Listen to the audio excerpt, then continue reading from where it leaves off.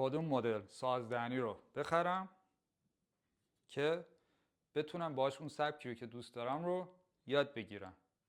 بریم توی این ویدیو جواب این سوال بهتون بدم. خب خوش اومدید به اولین ویدیو.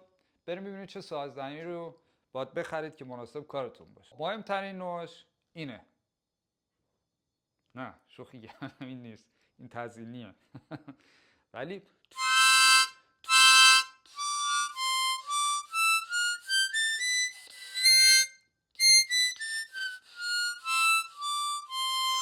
خیلی نفس میخواد.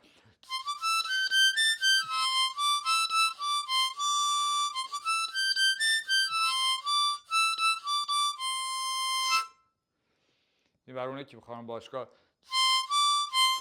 سیکس پک داشته باشم، اینو من توصیه میکنم بخرید، چون 10 برابر انرژی میگه، یکم صدا بده. ولی خب حالا شوخی رو بذاریم کنار، بریم شروع بکنیم از اولین مدل که سازدهنی کروماتیک هست. چرا بهش میگیم کروماتیک؟ به خاطر اینکه تمام نوت ها رو میتونه بزنه. منظور از تمام نوت ها چیه؟ شما اگه پیانو رو دیده باشید یه سری کلید داره که این کلیدها سفیده و یه سری کلیدها سیاه هست. وقتی بهش میگیم کروماتیک یعنی که تمام این کلیدهای سفید و سیاه رو این قابلیت اجراش رو داره به وسیله فشار دادن همین کلیدی که اینجا شما میبینید. در واقع ما میتونیم گام‌های کروماتیک رو باش یا نیم پرده کروماتیک رو باش اجرا بکنیم.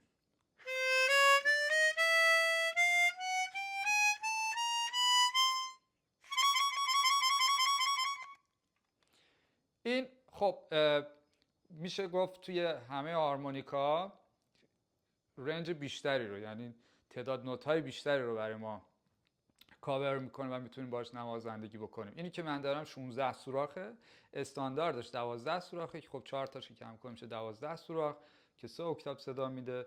بعضیا 14 سوراخه که تقریبا بهش میگن رنج صدای ویولون رو میده و این 16 سوراخ که 4 اکتاو کامل صدا میده که خب برای یک ساز توی این ابعاد 4 اکتاو صدا خب خیلیه و میتونید خیلی از قطعات باش بزنید، خیلی از سبک‌ها رو باش بزنید، از جمله سبک‌های مثل کلاسیک، موسیقی پاپ، ارزم به حضورتون که جاز، حتی بلوز، فولک، تقریبا همه رو در بر میگیره. اما کیا بیشتر میرن سراغ این؟ اونایی که بیشتر میخوان موسیقی کلاسیک بزنن. تو ایران خودمون خب بچه‌ها میخوان آهنگای ایرانی بزنن، این خیلی خیلی راحت‌تر میشه باش کار کرد به خاطر که موسیقی پاپولره و این خیلی راحت میتونیم با این کلیدی که داره این قابلیت رو به شما بده که اون موسیقی رو زودتر یاد بگیرید و ازش لذت ببرید.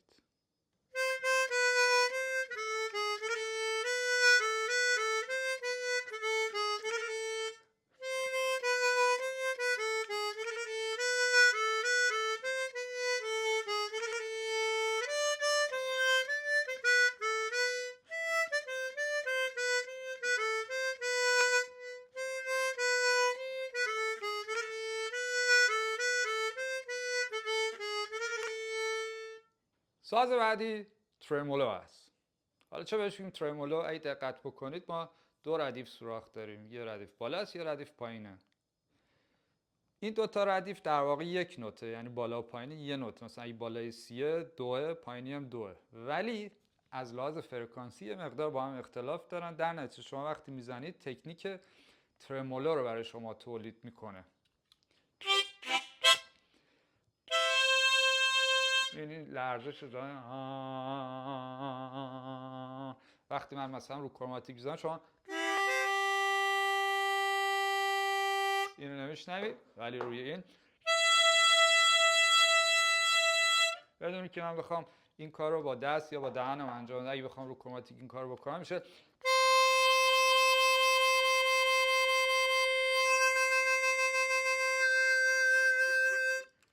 ولی این خودش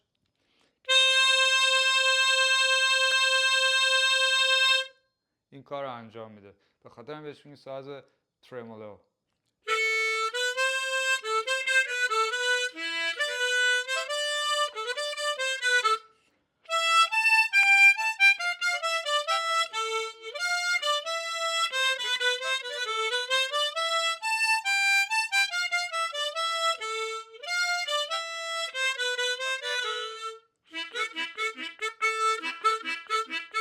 خب این ساز بیشتر توی فولک، موسیقی فولک و بیشتر تو جنوب شرق آسیا و اون کشورها بیشتر استفاده میشه به خاطر حس ریتمیکی که به آهنگ میده و خب اون گام های ساده‌ای که اجرا میکنند، خب این خیلی بهشون کمک میکنه اون حس ریتمیک رو داشته باشه. هم یکم صدای آکاردئون میده و همین که خب اون گام ها قابلیت اجرا رو این رو دارند. خیلی هم توی موسیقی آیریش شنیده میشه که از این ترمولو خیلی جا استفاده کنه.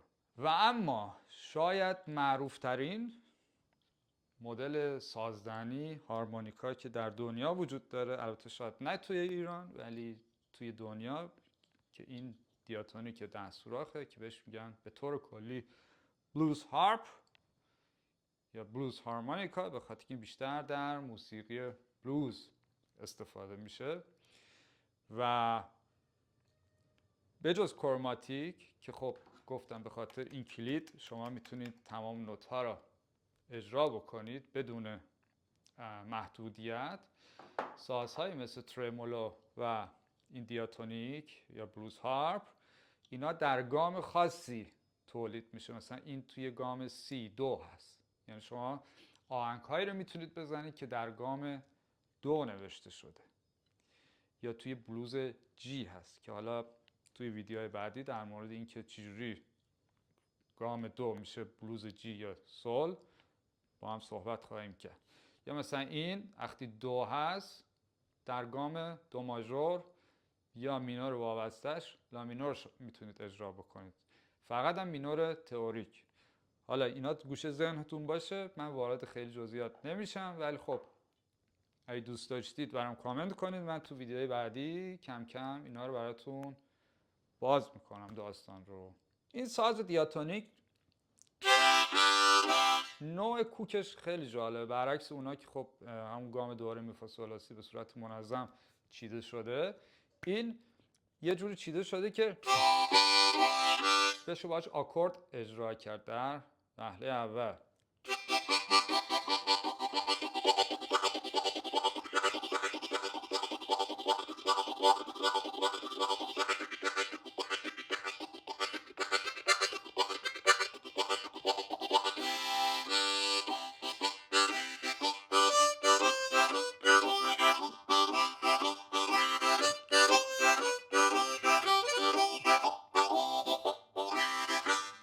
خب این خاصیت باعث میشه که ما بتونیم یک اجرای پرقدرت داشته باشیم، مخصوصا تو سبک‌های مثل بلوز. مثلا اگه بیس داره این لاین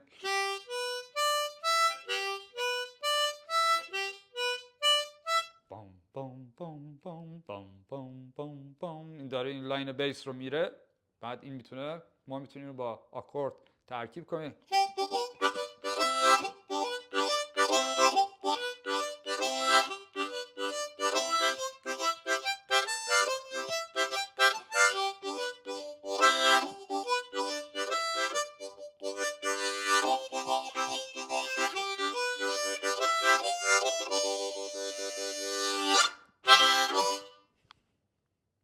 پس این ساز بیشتر در موسیقی بلوز استفاده میشه، اما خب در سبک‌های دیگه هم خیلی استفاده میشه.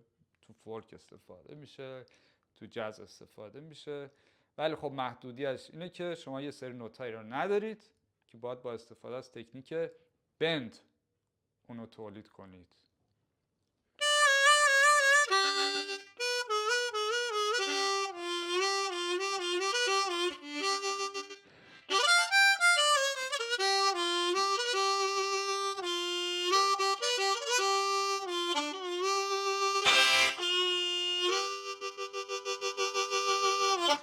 خب امیدوارم که از این ویدیو خوشتون اومده باشه. لطفا برام کامنت کنید، سوالاتتون رو همینجا زیر همین ویدیو بنویسید و من سعی میکنم که سوالا رو بخونم همه رو تو ویدیوهای بعدی یکی یکی بهشون جواب بدم.